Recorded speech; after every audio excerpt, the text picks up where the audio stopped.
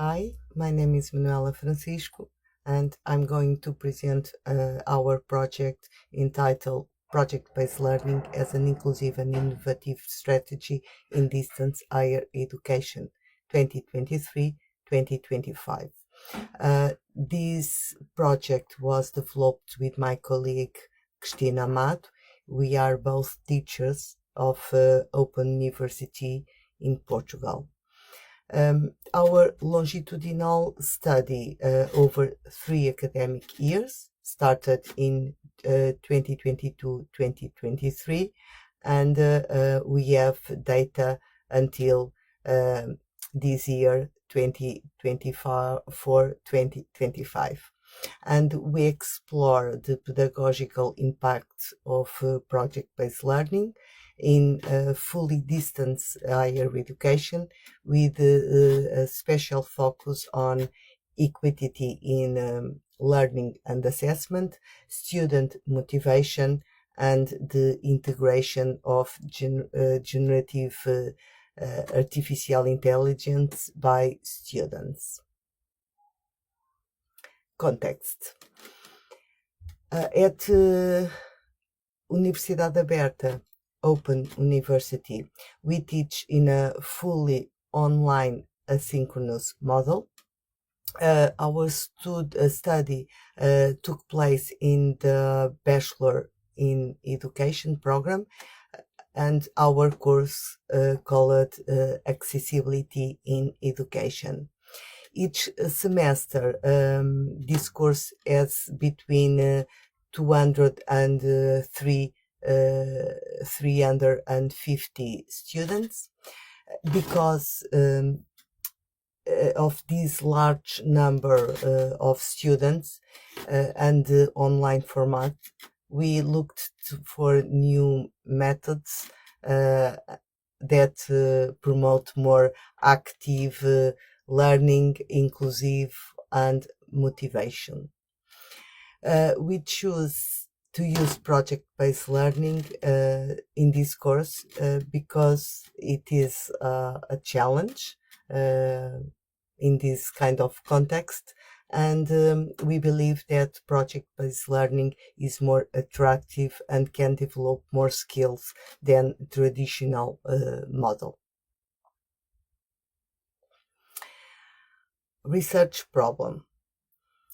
Traditional learning methods focus a lot on content in distance education, and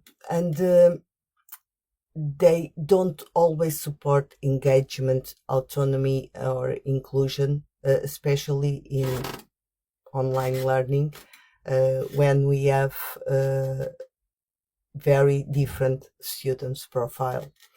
And distance learning needs active and meaningful strategies with equal access to learning and assessment. In addition, we have a new challenge with AI tools, and we decided to use these tools, to integrate these tools, to understand how students use them. So, in this context, we wanted to understand the implications of PBL, and if students feel comfortable to use this kind of methodologies. Research question and objectives. Our main research question was what happens when we use project-based learning in distance education, especially in terms of equity, motivation, and of course the use of generative AI,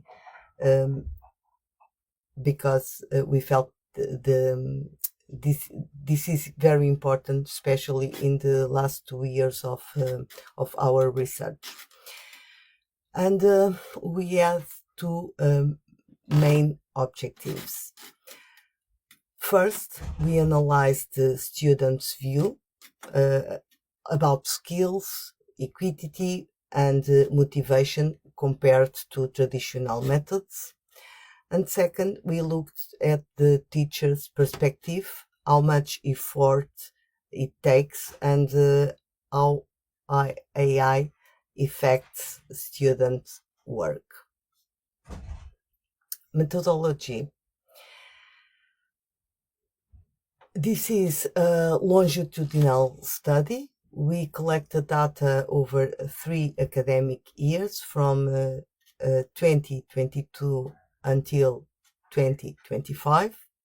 We used a mixed methods approach, focus on qualitative data. We collected anonymous, open-ended responses and from students and testimonials from teachers. In total, we analyzed about 350 student responses and collect our reflections across all these 3 academic years. Problem-based activity. The project challenge was to create a digital guide about physical and digital accessibility for a real educational context. Students worked individually or in pairs. It's something that they can decide.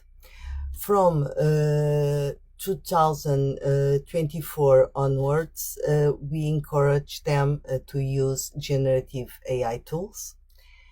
There were 3 phases on the project. Phase 1 defined the project, the context, and select the tool they wanted to use to create this digital artifact. Students, the phase 2 was to develop content and define accessibility strategies for different impairments or difficulties scenarios. And phase 3, they submit the final guide and a video with their presentation, oral presentation, and the video should have captions, closed captions. Data analysis.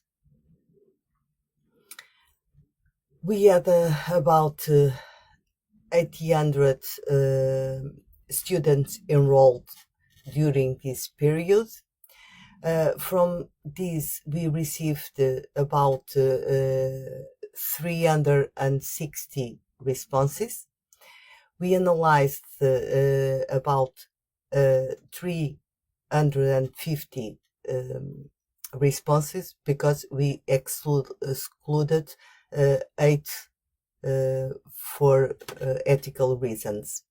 We also collect our testimonials since we taught during all the 3 years. Results, student perspective.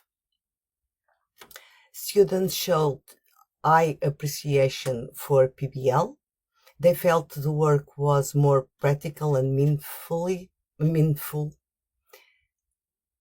Motivation increased and they enjoyed expressing themselves in multiple ways through writing, visual, and voice. Many mentioned the inclusive potential of the method, especially for students with special needs. About the student preferences. Students preferred this approach over traditional assignments. They value the creative freedom and flexibility of choosing tools and, of course, using AI tools. Results, teaching perspective. From the teaching side, we saw many creative and high quality projects, especially in the first year of this implementation. However, the process also required more guidance and feedback from us. In the last year, we have noticed that some students depend too much on AI, which sometimes reduce the originality and quality of their work. So we think digital and critical literacy become essential now for these students. Discussion. Our results confirm that PBL supports meaningful and equitable learning. It promotes relevant competence-based learning and prepares students for real life challenges. AI tools can be useful, but they need clear scaffolding, and even in an online context, the teacher remains central to supporting learning. So, our conclusions.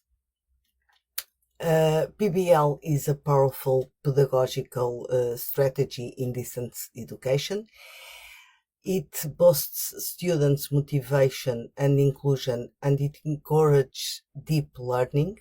However, students need training to use tools, especially AI tools. PBL also supports sustainable teaching by reducing reliance on printed materials and traditional exams. Our study limitations. About only 300 or 350 of the 800 students respond to our questionnaire. It was voluntary. It was conducted in a single curricular unit, so it is important to have other perspectives. And the use of AI tools was not guided, so the adoption was uneven. Also, we didn't include interviews or analytics. Is something that we want to explore in the future. Our scientific contribution. Well, as it says on the current literature focusing on PBL, the use of PBL in fully online education and large scale higher education context can be very useful, our experience. And it highlights that PBL potential to promote quality, motivation, and authentic learning. It also brings attention to the risks and possibilities of the integration of AI tools in education.